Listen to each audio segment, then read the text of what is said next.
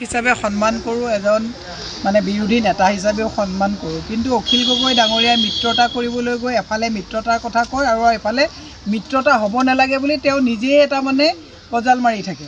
এইটো হৈছে দুৰ্ভাগ্যজনক কথা। আমি আমাৰ দলৰ নেতাক নেতৃত্ব দিয়াৰ ক্ষেত্ৰত বা তেখেতসকলৰ আমাৰ নেতাৰ হৈ পেলাই আমি আমাৰ কথাখিনি ক'ম, কিন্তু তেওঁ যিখিনি কথা গৌৰৱ গগৈৰ কথা যি ধৰণে কৈছে, CLP দেৱব্ৰত শইকীয়া ডাঙৰীয়াৰ বিষয়ে যি ধৰণে কৈছে, মোৰতো এনেকুৱা লাগে যে ক'ৰবাত হিমন্ত বিশ্ব শৰ্মাই এছাইনমেণ্ট দিছে, সেই এছাইনমেণ্ট মাত্ৰে কাম কৰিছে। তেনেকৈ কংগ্ৰেছত আমি সদায় এটা সৌহাৰ্দ্যপূৰ্ণ মানে ভাৱে আমি মিত্ৰতা কৰিবলৈ যাওঁ, মিত্ৰতাটো কৰাৰ ক্ষেত্ৰতে আকৌ তেওঁ এটা আউল লগাই দিয়ে।